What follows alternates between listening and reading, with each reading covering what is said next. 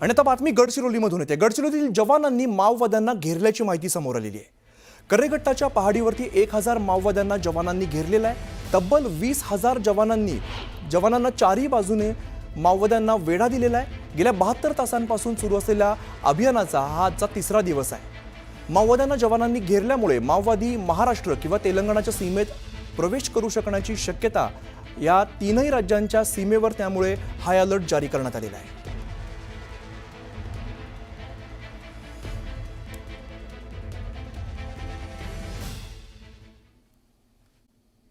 तर पहलगाममधील दहशतवादी हल्ल्यानंतर मे महिन्यातील काश्मीर टूर हे संकटात सापडलेले आहेत। मे आणि जून महिन्यासाठी आतापर्यंत विदर्भातून हजारांच्या वर पर्यटकांचे बुकिंग झालेले होते आणि अशामध्येच पर्यटकांनी जाणं कॅन्सल केलंय। तर ट्रॅव्हल एजंटचे सुमारे 5 कोटींचं यामध्ये नुकसान होण्याचा अंदाज वर्तवला जातोय।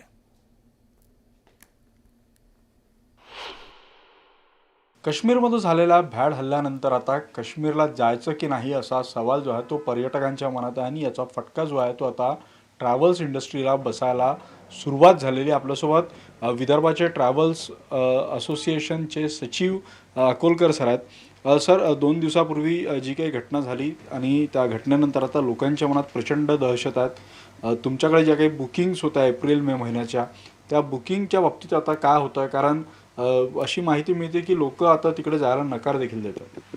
बरोबर आहे।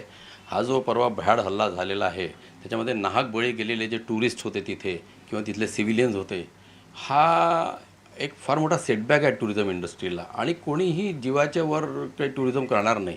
पर्यटन डेफिनेटली सगळ्यांना आवडतं, पण पर्यटन at the cost of life करणार नाही। म्हणून ज्यांचे बुकिंग आता आहे तर त्यांनी ते लगेच कॅन्सलेशनकडे त्यांनी आपलं इच्छा जाहीर केलेली आहे की त्यांना बा आता काश्मीरला जायचं नाही, कारण की सुखाचा दिव दुःखात का टाकावा हा त्याच्यामागचा उद्देश आहे। हां, लोक जे या विंडोमध्ये जेवढे लोक आहेत त्यांनी तर 99% लोकांनी म्हटलं आहे की आम्हाला कॅन्सलच करायचं आहे। मी माझ्या फेलो ट्रॅव्हल एजंट लोकांशी जेव्हा बोलत होतो यात काल परवापासून, तेव्हा असं लक्षात आलं की 800 ते 1000 बुकिंग तर कॅन्सलेशनसाठी ऑलरेडी आलेले आहे काश्मीरला, ज्यांनी ऑलरेडी बुक केलेलं आहे।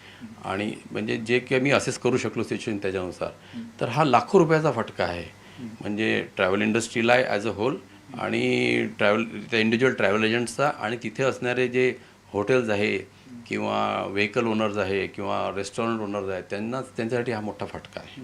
डेफिनेटली सरकारकडून माझी अपेक्षा आहे की त्यांनी जर काही ठोस पावलं उचलली, ठोस प्रत्युत्तर दिलं, काहीतरी चांगले स्टेप्स घेतल्या, जे मला वाटतं सरकार घेईल आहे, ते जर घेतलं तर तिथली परिस्थिती जर छानपणे निवडली किंवा आटोक्यात आली किंवा कंट्रोल झाली आणि पूर्ववत जर झालं तर मला वाटतं नेक्स्ट सीझनपासनं काश्मीर पूर्ववत होईल असं मला वाटतं। नक्कीच आपण पाहतोय की काश्मीरच्या हल्ल्यानंतर आता जे विदर्भातून पर्यटनासाठी या उन्हाळ्यातल्या नागपूरच्या आणि विदर्भातल्या गरमीच्या पासून बचाव करण्यासाठी काश्मीरला जाणार होते, त्यांना आता आपले प्लॅन जे आहे ते एकतर रद्द करावे लागणार आहे किंवा रिशेड्यूल करावे लागणार आहे, कारण तिथं उत्पन्न झालेली स्थिती जी आहे ती या सगळ्या गोष्टींसाठी जबाबदार असणार आहे। व्हिडिओ जर्नलिस्ट प्रशांत मोहितेसह उदय तिमांडे, न्यूज 18 लोकमत, नागपूर।